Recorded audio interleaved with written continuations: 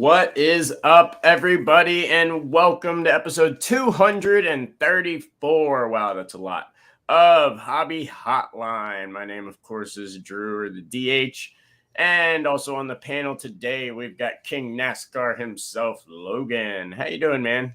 Feeling better? Yeah, I'm doing better. I'm probably 75-80%, but I'm just glad to be here. Good deal. And then also joining the panel, he needs no introduction, but of course, Uncle Rich Klein. What's good, man? It's good to see everybody after the show. Our good friend Kyle Robertson, promoter of the Dallas Card Shows, going to have a little trade day with some vendors and some other things at his card store. So I'm going to head over there. It's all of a 5-minute drive from here after the show. So, and Drew, at this rate, we may catch up to the amount of episodes Let Me Get That Potograph is up to. Well, definitely. I think that's going to be a given, probably. But yeah, it's up there for sure. And welcome everybody. What's up, Ziggy, 3B Foul Ball, Stukes Baseball Cards, Hodges, everybody. Thank you guys so much for tuning in, and everyone else. Of course, make yourself known in the comments. Any questions, anything that you'd like to discuss, of course we want to hear all about it. I'm going to drop the link right now into the chat. If you guys would like to join the show, you guys know the deal. You can call in, do whatever you would like anytime. So feel free to click that link, call in. You can do it on video or audio, any way you'd like. So make sure to click that link, call in, as we've got a lot to talk about, guys. I don't even know if we'll get to everything, but there's definitely a lot going on in the hobby right now. I think if we go a little overtime, it won't be the worst thing in the world. Yeah, my soccer game got canceled, so I'm good. But no, I figure something. We'll close the circle on something we spent a lot of Tuesday night talking about. Sure. Because you mentioned in our green room pre-chat, you talked about this in your Let Me Get That Potograph thing. We just, people were talking about people getting injured, players getting injured in the WBC. Meanwhile, we just lost a player for the season fielding a ground ball in a spring training game. It's almost like an injury can happen anywhere at any time. I mean, like that's new news. I don't know how that's new news to sports fans, but apparently in the last week and a half, 2 weeks, it has been. But we'll touch on that later at the end of the show. But we'll dive right into it, guys. I guess, Rich, I guess we'll start out with something that you actually pointed out to me this morning. And you put it in the group chat earlier. And it's something that I personally have never seen before. I don't know if it's ever been offered to consumers in this way. I am not a massive, release date buyer. That's not how I do things. But up on the Topps website, it looks like Bowman is up for direct-to-consumer pre-sale. Now, in the past, of course, you can get it once it's released, but pre-sale, I don't know if it's ever happened before, but that's quite interesting with such a big product. Well, first, shout out to our good friend and former co-host, Bo Spencer Thompson, who mentioned this on his A Hobby Evolution webcast, which is how I found out about it. Okay. So give him full credit for that. Yes, absolutely. And to me, this is, I've opined for how long about direct-to-consumer is the eventual end game for so many of these companies. I don't have a real problem. Whatever the price point ends up being, it ends up being. But it's also a case of getting the word out. And I suspect there will be a hobby and a retail element as well to Bowman.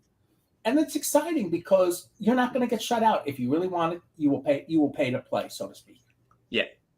Well, one thing that I was curious about in Word period here does make have the comment makes the print run suspect. And that kind of makes me wonder. And I was wondering if Rex, I know you own a shop, and I'm curious to know, with Fanatics and everything taking over, is Topps still doing, like, Panini basically throws a dart at the wall, and that's what their print run's going to be. But Topps always went around and polled LCSs. They had groups that they polled and asked about how much they thought they'd be able to move, etc. I don't know what all the questions they asked were because I don't own a shop. but that's how they would base their print runs on. I'm curious to see if now they're just doing the throwing the dart method, or if they still are consulting with the LCSs, the breakers, the bigger breakers that are buying massive amounts of cases in terms of print run. That's a good question. And let's see here. Ziggy No says, I want direct, no LCS or distribution needed. Montgomery Club has sticker this year. Agree, question mark. So, well, I actually do want LCSs. LCSs play a very important role in the hobby. Yes. And so we can't just shut them out totally. We have to have things that go to the LCS. Yeah. Because not everybody knows to order direct. I think I saw a stat where like 10% of collectors or 8% of collectors is on social media. So, we may be having 1,000 people follow us on this webcast, and they can tell a bunch of people. There'll be other people who just expect to see Bowman the traditional way. Right. And if they get shut out, that's not a good look for Fanatics Topps. So you can't just shut out the LCSs. It can be an important component, but I am a big fan of direct-to-consumer because that will help the hobby long-term too. Logan, what do you think?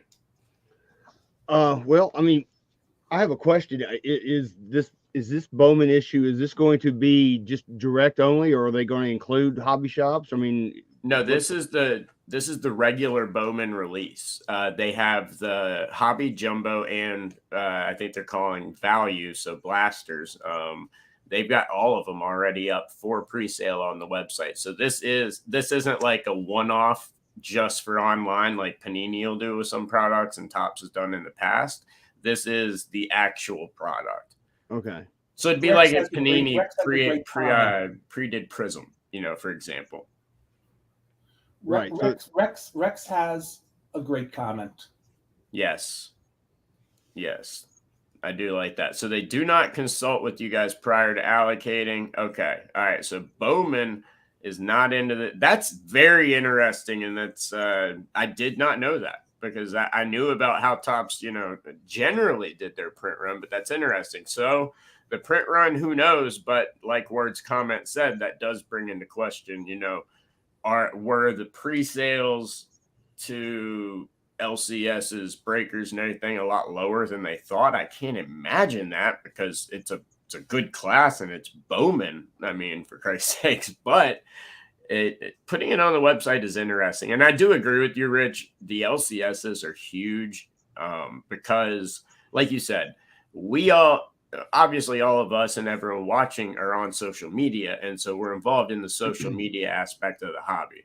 But from working all the collecticons, everything else, all the shows that I do across the year, a good 90% of the people that come up to the table to either submit cards to PSA, to submit to SGC, to buy cards, anything like that, when I ask them, hey, are you following this account on Instagram?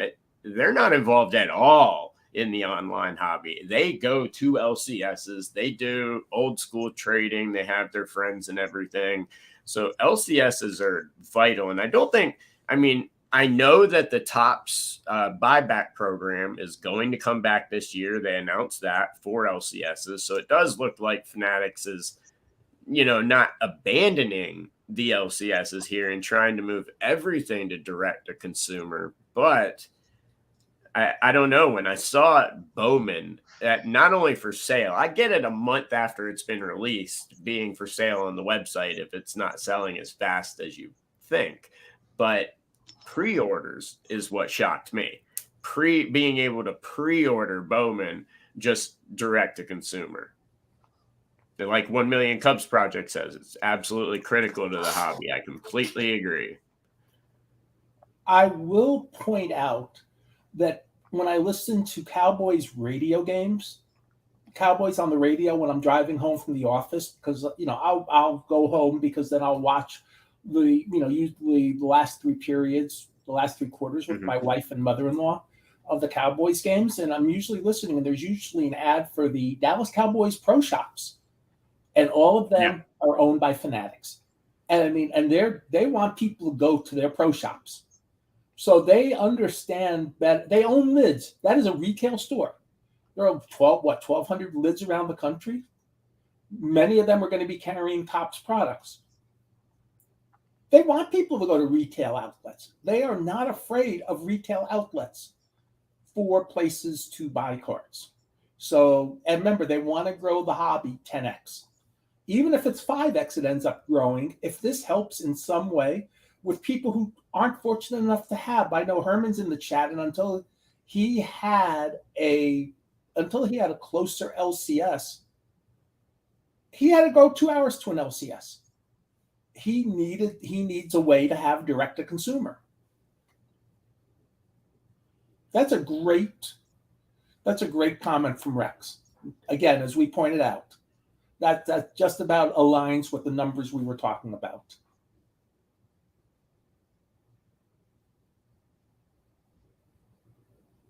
We've lost Drew's audio. We lost Drew's audio. So, Drew, we lost your audio. Yeah, I know. But yeah, I was just gonna say, Ziggy, to answer your question, the Brady auto, yes, it is supposed to be in Bowman, so that would be where the Brady auto is as well. Yeah, and Topps has announced there will be Brady autographs in Bowman. So yes, yep, absolutely. Yeah. So do you think this is going to be something that we see from Topps now? Now, Rex, someone did mention earlier that before they do this, they need to overhaul their website. I completely agree with you on that, as I went to school and was actually dorm mates with the person who runs the company that makes Topps website. And I can tell you that they definitely need to hire another company, and they definitely need to get that fixed ASAP.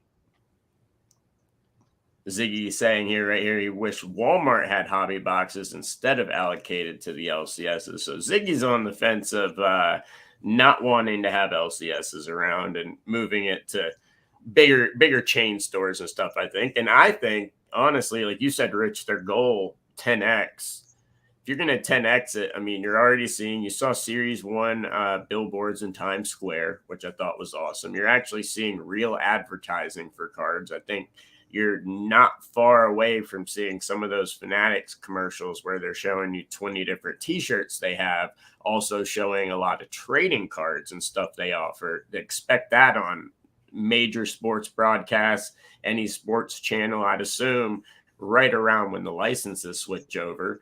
But I don't see why they both can't exist. They do now, and you want to grow the hobby even further. Why?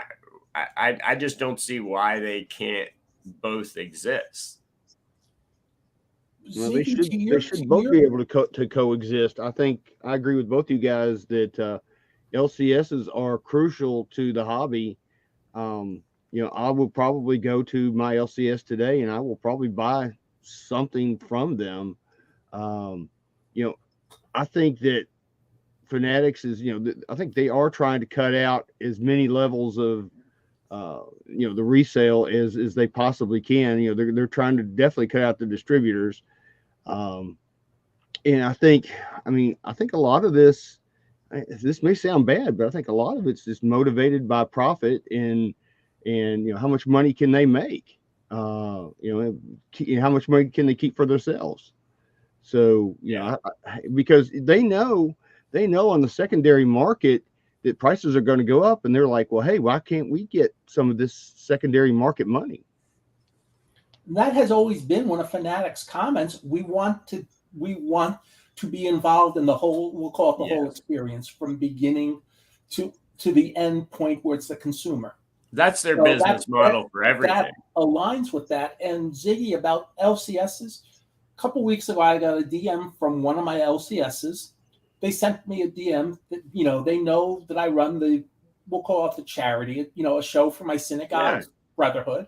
It's a nonprofit show. Everything can get, it gets written off. I went in there on a Sunday. I said, let me go pick it up. Let me pick up your cards. And I went, and they had very nice cards. The cards were so nice that the person who bought them from me said, do you have more? Yeah. So he finished buying them out today. Mm-hmm. And one of the things was, I was in there on a Sunday afternoon. They had 15 people in the store on a Sunday afternoon. It was great to see. There was like a little card bar. They had 4. It's It's a store called The Beast. It's got 4 TVs. It's got like a little card bar. It's got showcases. It's got a breaker table. It's the model of a modern card store. It's also a place where collectors, breakers, people can meet. Yes. And anytime you can have a situation where people can meet, it's a good thing. Ziggy, if you want to be off on your own, that's fine. I happen to like talking to card people. That's just me. Yep, absolutely. I completely agree. Oh, and I will say there was obviously some good card stores and some bad card stores. But 100%. FW area, we have a lot of very good card stores. I don't even get to go to all of them. Well, see, we don't. I mean, we don't have many around here in the North Carolina area. We're starting to get more, but luckily, a lot that we do are very good stores. And sure, some are overpriced, sure, some aren't, but also, if you build those relationships with LCSs, I know when I first started going to one in particular, I was just a random customer. I was paying pretty much sticker on everything. But as I was a repeat buyer, deals got amazing. Things happen, you build relationships. But like you said, it's also where a lot of people can congregate together. A lot of hobbyists meet. Like you said, a lot of people don't buy online. Like Rex said, I think maybe 2 people buy online out of every 10. So I mean, they all serve a purpose. I think this is, like Rex said, a little silly of a debate on if LCSs need to exist.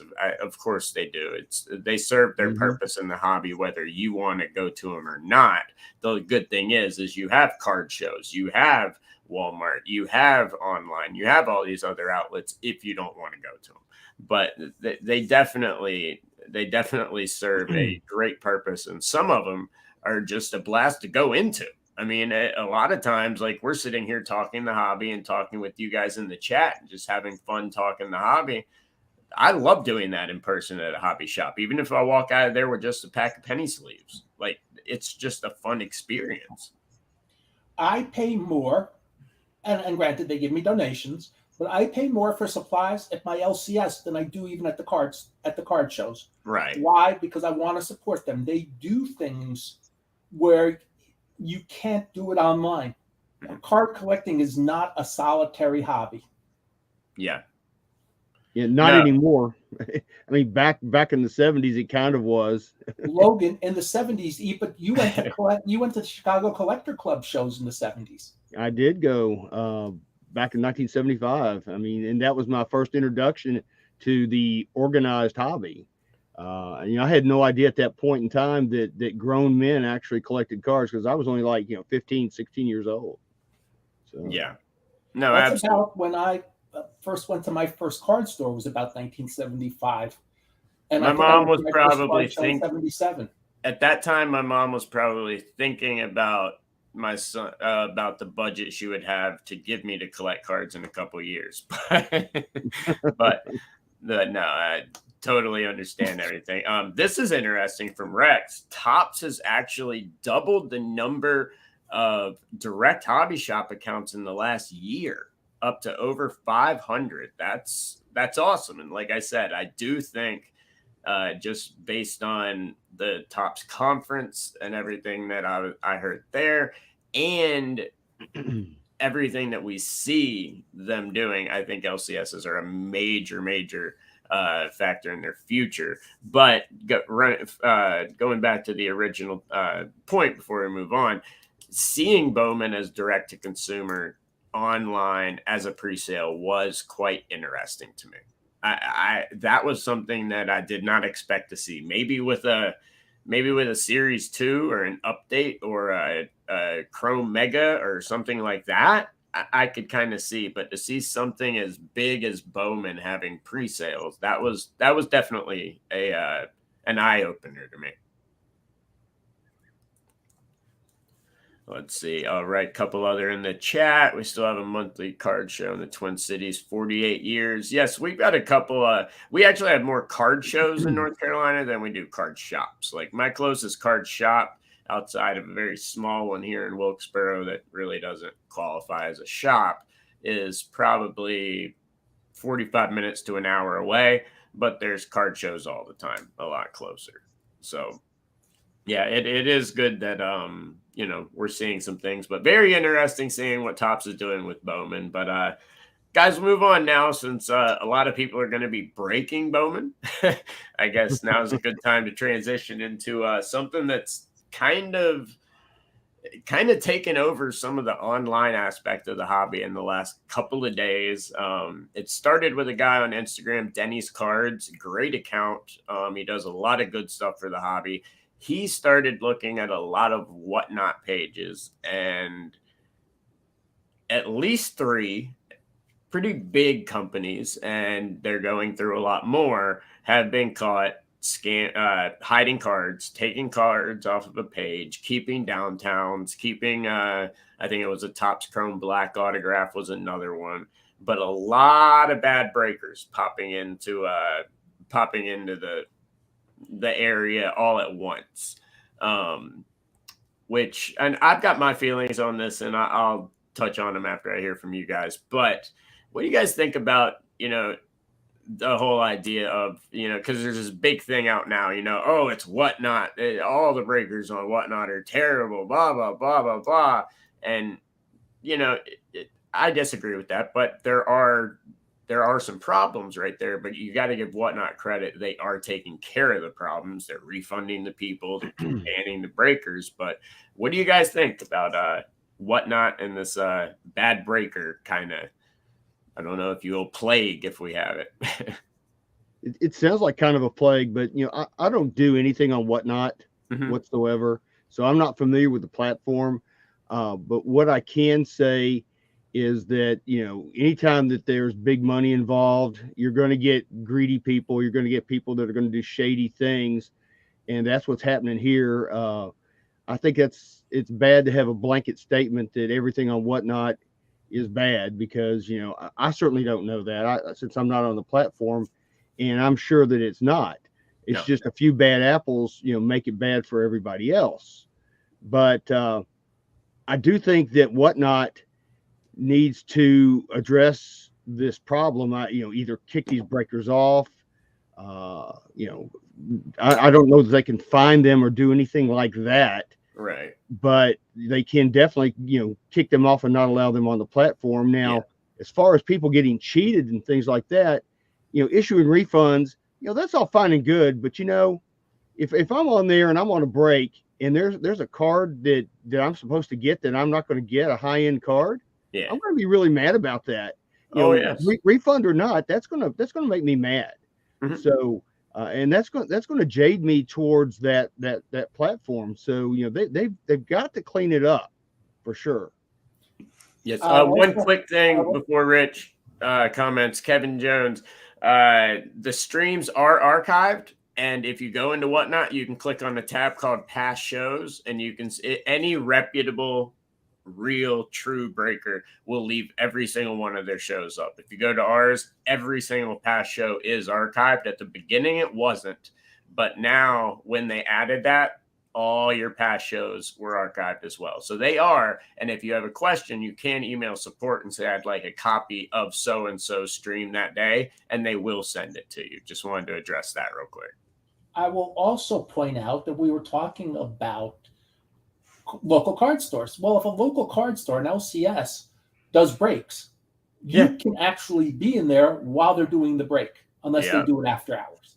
You can then pick up your cards in person. Yes. You don't have to worry about something being shipped.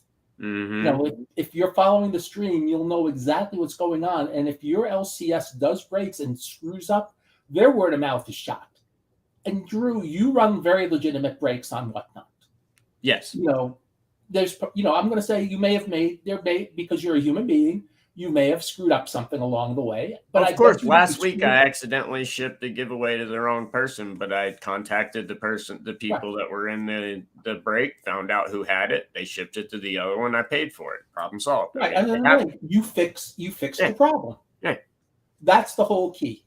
It happens. People make mistakes, but these are deliberate thievery. That's a big difference. Mm-hmm. Yes, 100%. And Mad City, exactly. Don't just dive into, and that's something that I tell people that jump into our stream all the time. I say, hang out, and see if you like the community. If you do, jump on in. If not, there's a lot of other ones out there. Now, Jim L, I believe, did say yes earlier. I do agree that Whatnot does. They've gotten a little loose with vetting people. At the beginning, there was a pretty long process. Then the line got so long of people wanting to sell on Whatnot, them opening up from cards to clothing to coins to Funko. I mean, electronics, anything you want, you can find it on there. It is not just a card breaking platform anymore. And I actually think that those other areas will take over the card breaking platform side of Whatnot sooner than later. But you just got to find the right people. But yes, it is. If I agree with what you said, Logan, if the refunds and stuff really aren't enough, because obviously, that's a massive card. And if I'm paying $100 to get into a break and I'm hitting a card that I know is like a couple thousand or something, or has the potential to be the full case hit of the product, me getting my $100 back isn't making me feel any better. So it makes me feel really mad. Right. So I don't know how you can really find that happy medium, but I think it's something that any company, and we're singling out Whatnot, other places like Loop, Card Shop Live, lots of different places, which Card Shop Live, they actually vet their breakers heavily. But they do need to come to some type of happy medium to try and, compensate the people that are getting screwed over. So just totally my agree. Yeah, one I saw of a my comment one of my ago. LCSs does Restream. He's on Yes. Restream. I've never heard of it, but there's another platform out there. Yep. And also, yes, there is. And White Sox Tom, it's actually 10.9 plus 30 cents every sale. That's the selling fees on Whatnot. But yeah, so you've got a couple, platinum breaks, local North Carolinians that give us all a bad name. Don't go with them. But are they worse than backyard breakers? They're just straight up thieves. Like they're just straight up thieves. Well, I guess so that would put them on par with backyard breakers, but yeah, right around there. But yeah, so there's been quite a few. If you want to check out any of that information and stuff, Denny's Cards over on Instagram has a lot of the videos. I know they've been shared by a lot of people, but I mean, the overarching theme is that there's a lot more good places on Whatnot than there are bad. I will say, however, that with the age of consumer on Whatnot being skewed towards the younger generation, your more popular channels and the ones with tens and 20,000s of viewers are going to be a little bit on the wild side. They're not going to be maybe the community you want to find. But if you do search on there, you'll find some amazing communities. We have a great one. I know of about 20 or 30 other ones that are just a blast.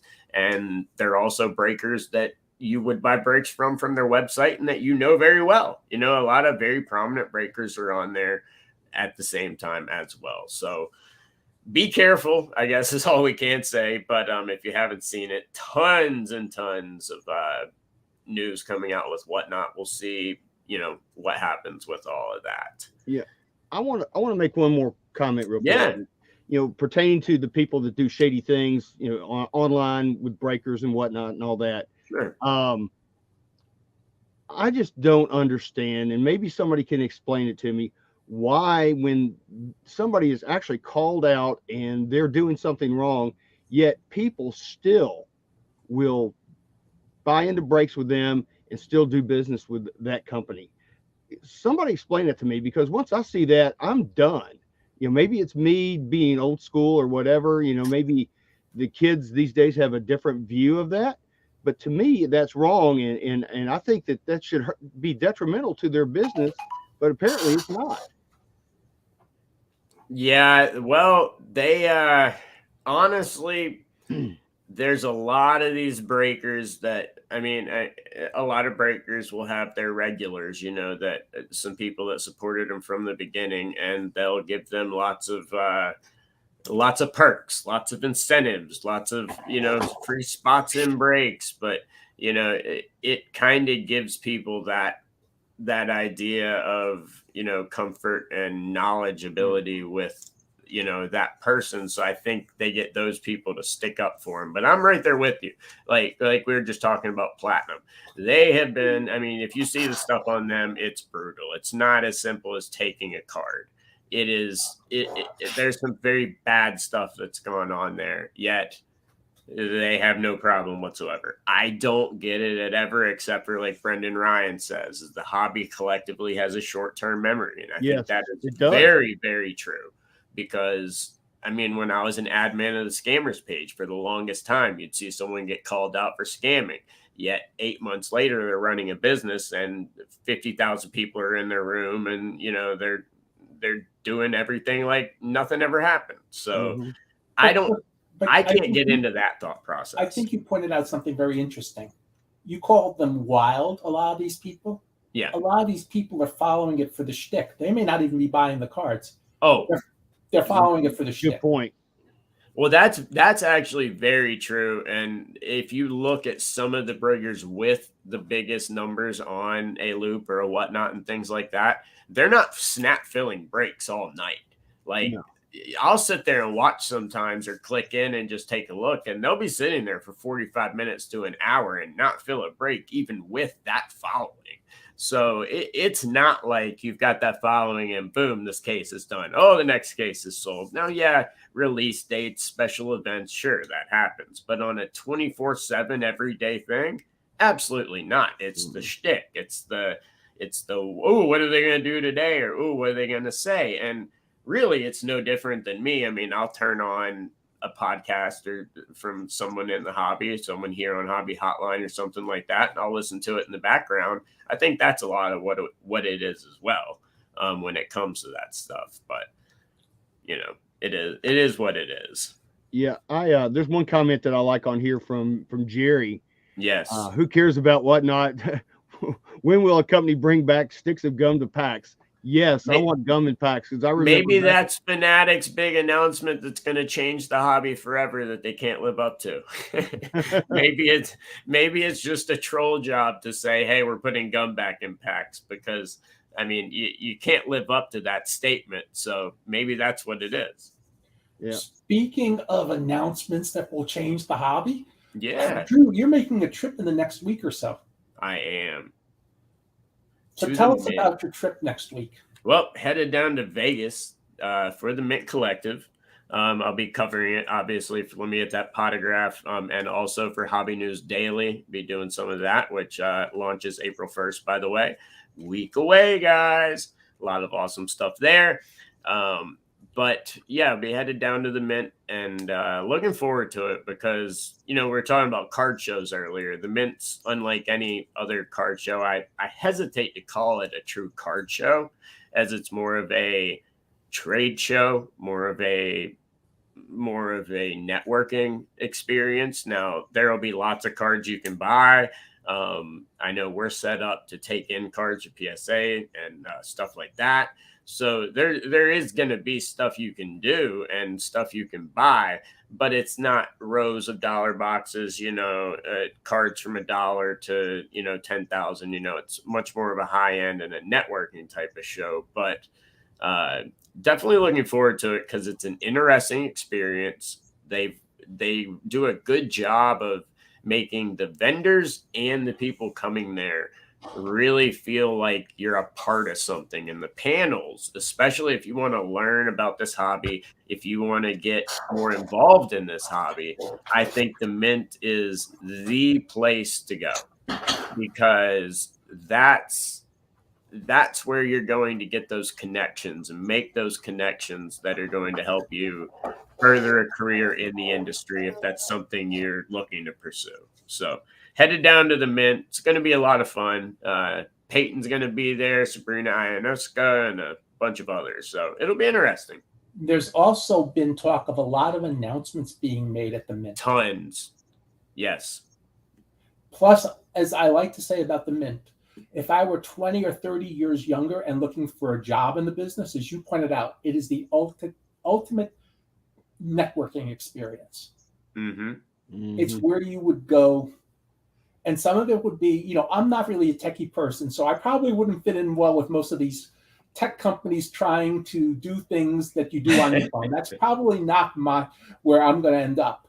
But if I were younger and more phone agile, I would probably say, hey, that's where I really need to go to talk to people. Yes. Whether it's a job, whether it's a consultant job, whether it's I want to use your service. Plus, it's in Vegas.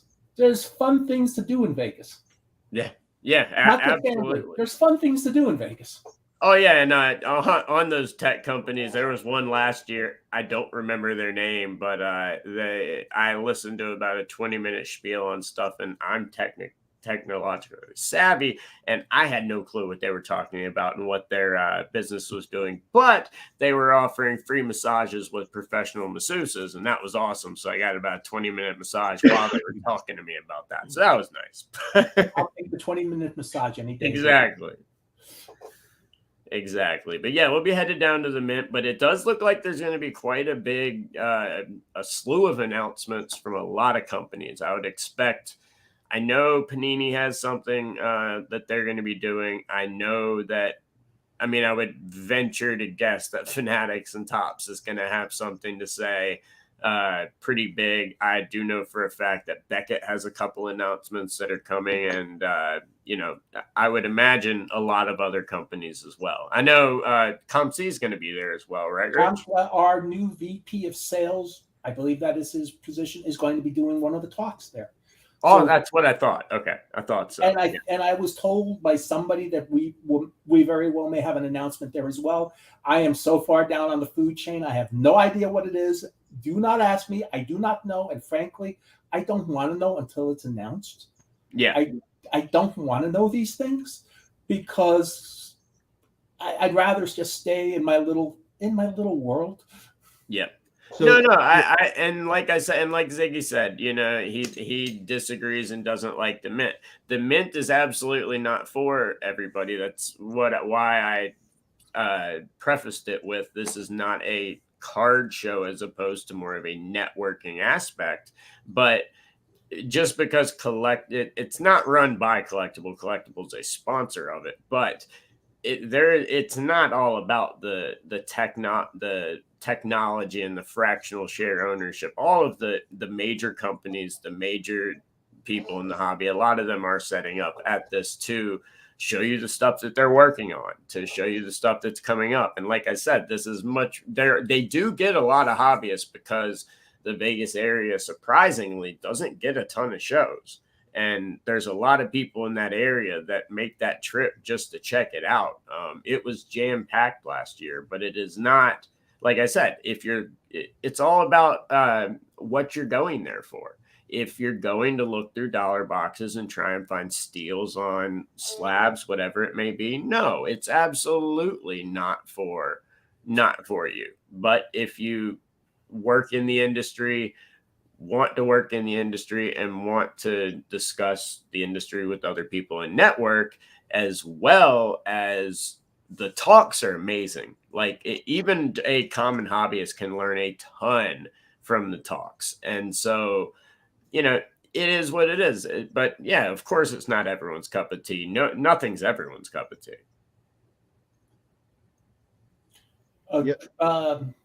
Bo just had a great point. We have a big country. We had 3 big shows that same weekend of the Dallas Card Show, and the Philly show was great. I heard Nashville was very good. So 3 big shows around the country. Yep. And now that's something personally, and I want y'all's opinion on this as well, that frustrates me, because as someone that likes to that travels across the country all year for shows, I want to be able to hit all of those shows up. And even if they're a week apart, I'll take a 4-week period and just say, okay, these next 4 weekends, I know I'm hitting these up. But I would think they would want to stagger them some as they get bigger. Chantilly, for example, huge on the East Coast, especially right near me. It's one of the more talked about shows of the year. if I'm them, I want to put that at a time when nothing else is going on, instead of when multiple big other shows are going on, because you have a much better chance of bringing in, maybe it's PSA, JSA, whoever it could be, Golden, Heritage, whatever. You're going to have a much better chance than if there's 3 other shows going on that are commanding these companies' attentions. Like that 70s card show says, Chantilly and Philly. Yes, they work together and stagger. And yes, I know venues aren't always available, but it would be nice if there weren't so many big ones going on at once. By the That's way, just John Keating, that 70s card show, with the work he's done over the years for all the rock artists he's traveled with, I think he knows about venue availability better than any of us. Oh, trust me. Yeah. I mean, hey, I was a touring musician for 10 years. I know, I get it about booking. Okay, I apologize. Drew, I forgot that you were also. Yeah, I mean, I toured and we booked our own shows, so I dealt with the vendors. We didn't have a label, so we were booking we did eventually, but at the beginning, we were just booking our own shows. I totally get venue availability and things like that, but if you set it up far enough in advance, venue availability is not going to be that big of an issue. And so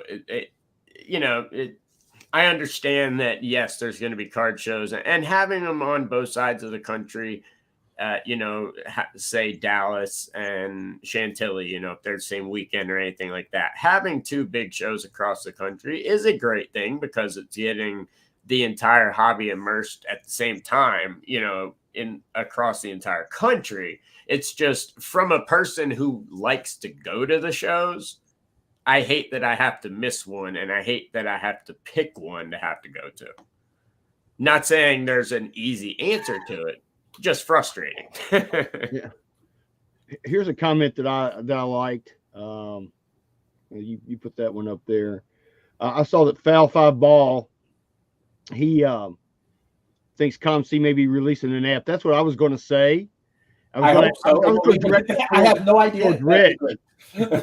Rich is writing the code for it now. Yeah, that's what I thought. We have one of the best code writers in the company, who's our founder and the owner.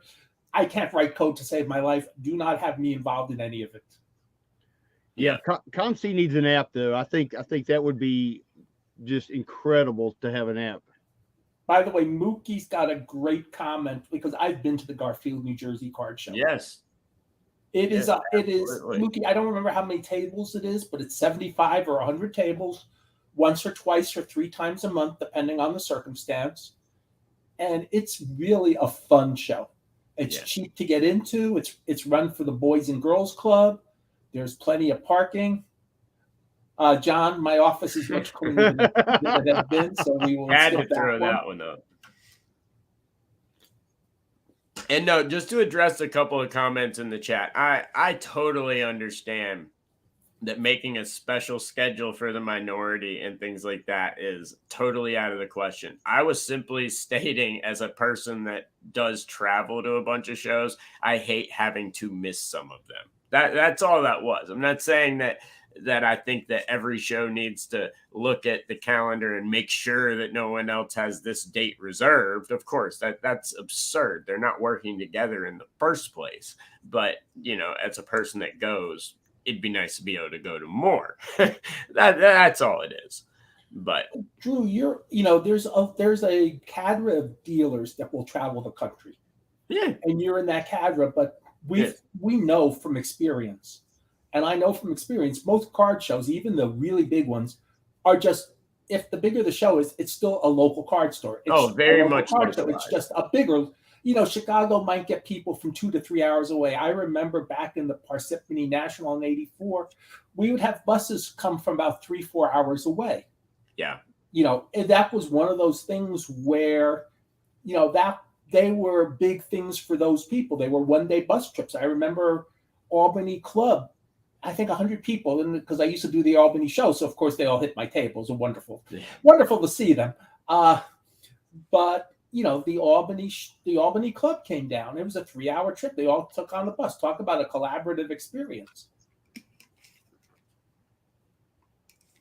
No, absolutely. Well, if I was, if I was in the hobby or that was my full-time job, it'd be one thing to be able to travel every week, but I am certainly not in a position to travel weekly to card shows. I mean, Right. for me, the National is one I definitely go to every year. I try to hit at least one Dallas card show a year, maybe one or two Nashvilles, and then past that, for me, it's all just local. I mean, that's about the extent of how much I get to travel, as far as the hobby is concerned. And Yeah. somebody, and Drew, you pointed out about like JSA or Heritage. Mhm. One thing I do know is ComC has now, I'll call it a traveling team Yes. of people who set up. It's my Yeah. Dallas area teammates, Angela and Stefan, are in Phoenix this weekend for the show.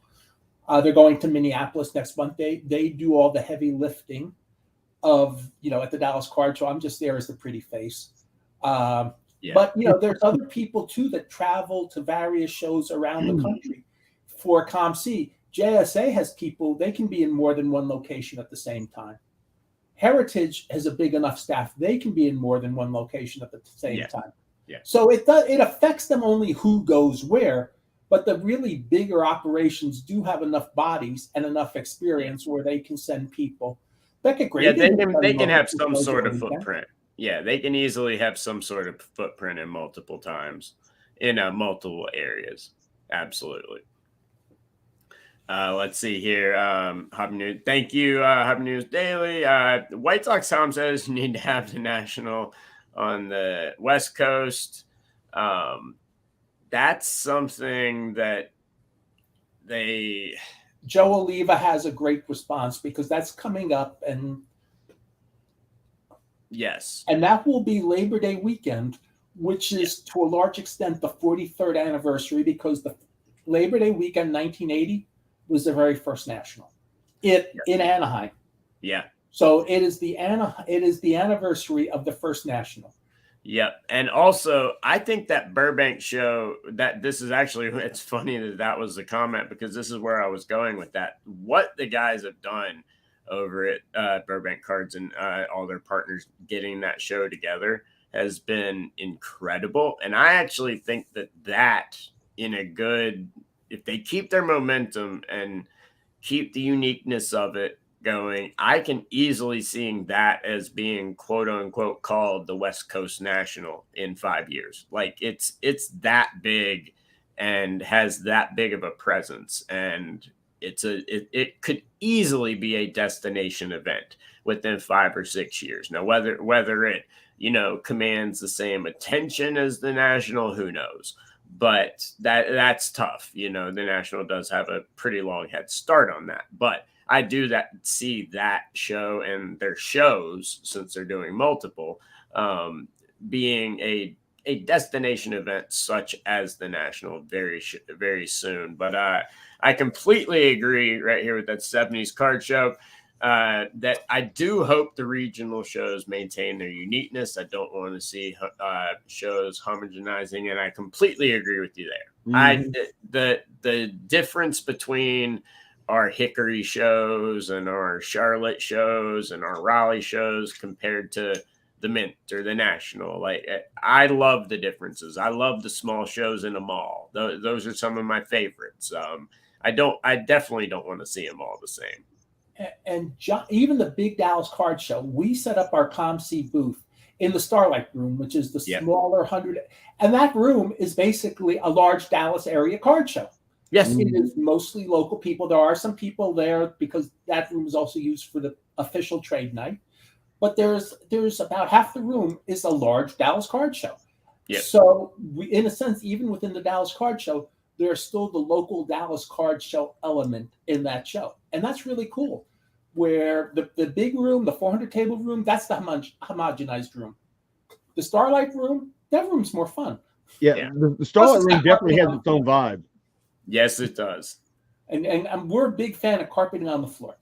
Oh, yeah, yes. Starlight Room, that's the best part about it.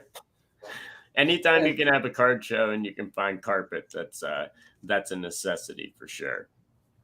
And as we're starting to wind down, I want to transition to something you and I have talked about. Yes. And we have somebody who himself is we'll call him a specialized collector because he's PSA Hall of Famer on his category in NASCAR.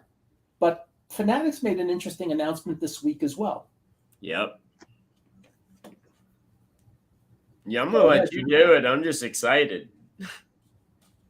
What's the announcement, Rich? They're going to be doing tennis cards. Topps Chrome Tennis is coming. I love it. I love it. I love it. Topps Chrome Tennis has been announced. What I know, I'm an oddball collector. I've been collecting tennis for about the last 5 years. A lot of the Net Pro, a lot of the old school stuff. About 5 years ago, I started doing it because my mom was a really big tennis player, and I really started collecting them to show her some of the tennis cards and things like that. But yeah, Fanatics bringing out Topps Chrome Tennis, and I'm sure a bunch of other releases. Pretty awesome. I love it. I think it's awesome. And I am a big tennis fan, and I talked about my days. I did tennis stats at Wimbledon in 1987 and the U.S. Tennis Open 84-90. I'm a big tennis fan, and I love tennis.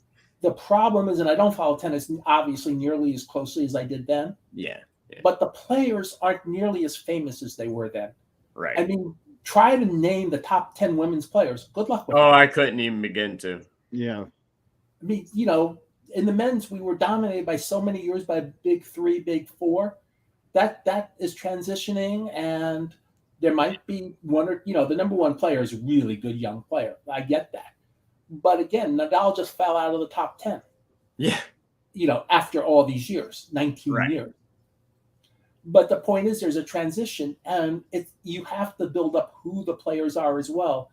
And tennis has one problem. We'll call it the major sports the card companies have, with the other sports that they don't have in tennis. And it's the same problem racing has. It's a sport not held in the same place. Yes, Daytona's in the same place every year, but you have a weekend. Right. Tennis, the most you have is maybe 3 weeks at any of the 4 majors and Indian Wells. It's a transitional sport. You don't stay in the same place. And so you don't get a place, you don't have home teams. I know there's still WTT World Team Tennis, but that's not really an important part of tennis either. It's hard to generate local interest. You're there for the week and then they go to the next place. Exactly. And so I would actually do tennis as a region. I would do that. That would be what I would do as a direct-to-consumer sport. Oh, yes. Absolutely. Definitely. I don't see that showing up in LCS as much. No, I don't either. And speaking on that in the comparison to NASCAR, Logan, do you think that NASCAR also would benefit from a lot more D2C products as opposed to just putting them out in hobby shops, putting them out maybe some blasters at Walmart, because they are a lot of it's very similar to tennis in that way. Well, NASCAR pretty much is already direct to consumer. My LCS is there's only one out of the 3 that carries a little bit of NASCAR here in town. So, if I want to go buy at an LCS, there's only one place I can go. So, I'm kind of forced in a way to almost have to buy online, which, I do quite a bit. Of course, you have your Targets and your Walmarts, you can get your blasters, but, that's certainly not the same as hobby boxes. So if I'm wanting hobby, then a lot of times I have to buy that online. But, sure. As far as tennis is concerned, some of the things that I would love to see, wouldn't it be cool to have like a Billie Jean King and Bobby Riggs dual cut autographs on a card? Wouldn't that be just incredible? Yes. Or John McEnroe on a, I mean, those things would just be incredible. McEnroe and Line Judge dual auto. I mean, come on now. Possibilities are endless. What's going on, U.S. Sports Cards? Just jumping in. Let's see. Mike Summer, 347 out of 337,000. See here.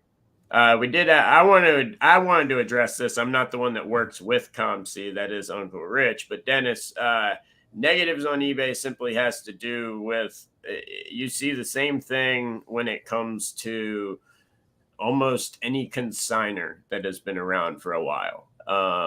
People get frustrated, people get upset, and a lot of negatives are left just for the hell of it.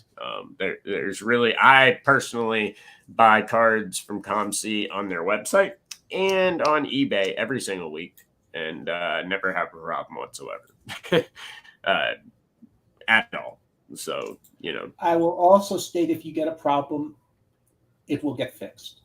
And yes, if you're having any problem, you can always contact me directly, and at least copy me, and I'll stay informed on any. And I've done that for my friends. Back in the day, I would say just copy me on any email you send to ComC, and that way I'll stay in the loop. And if something comes up, I'll know what's going on too. So it's good for me as a ComC employee just to keep up with things like that. So I've always been a big fan of, hey, take care of things. And a couple of my LCSs, and both times it was not a ComC issue, had some issues in the buyback program. And each time I stayed on it to make sure they got taken care of. Nice. One thing I do want to address in regards to their issues, not. Yeah. One thing I do want to address in regards to tennis, Colin Murray says, like golf, they're making tennis cards because of the money. Of course, they see an avenue to make money, but also I'm a massive golf collector. I've been playing golf since I was 5 years old. I know a ton of people that love to collect golf. I've been buying up every golf card I could find since I was a kid. Tennis, there's a lot of tennis fans. They make lacrosse cards. Guess what? I just took in a submission of about 1,500 of them, all for a guy's PC. A lot of people in these markets aren't necessarily doing it like they are the NFL, NBA, MLB markets, where it's a flipping market, a selling market. A lot of people that are in this are actual collectors, people that want the cards in their sets. And if there is a demand for it, which go look at the post when they announced tennis was going to be coming, a lot of people were very excited. So if there's a market for it, why would you not want to satisfy those people? So, I mean, of course, any company is doing anything for money, but if there's a market for it, why not put it out? If there's not a market, it won't last. I mean, it's as simple as that. And remember, with these smaller direct-to-consumer sports, you don't need a big market. No. You're printing to order. I mean, look how many cards get printed on a lot of Panini Instant or Tops now. Yeah. Oh yeah, very, very few. I mean, even look at soccer, which isn't a small sport whatsoever. Revolution just came out. We did the math the other day. There's less than 3,000, looking at about 2,200 or so cases total produced. That's not a lot for a product that you're not putting out a ton of. So, you don't need, like you said, that big, massive market, especially when you are doing more print to orders. If they're putting out Topps Chrome, there's not going to be 850 different parallels to complete a rainbow. You're not going to need a book. There's going to be 5 or 6, maybe 7 parallels, including the 101 and the refractor. So, I mean, it's just a smaller set, but there's, that type of stuff is awesome. Look at people, I'm sure, thought that making music cards was stupid a long time ago. Look at what the Nirvana card's going for now in a good PSA grade and how much that's enhanced. There's a market out there for somebody on almost anything. Yeah, I tell you, there's a couple of, being a motorsports guy, there's a couple of licenses I would like some of these companies to pick up. I'd like to see NHRA cards or even IndyCar cards. They used to have those, but they just haven't had them in the last several years. I'd like to see somebody pick those licenses up. Topps, Panini, somebody. Mm-hmm.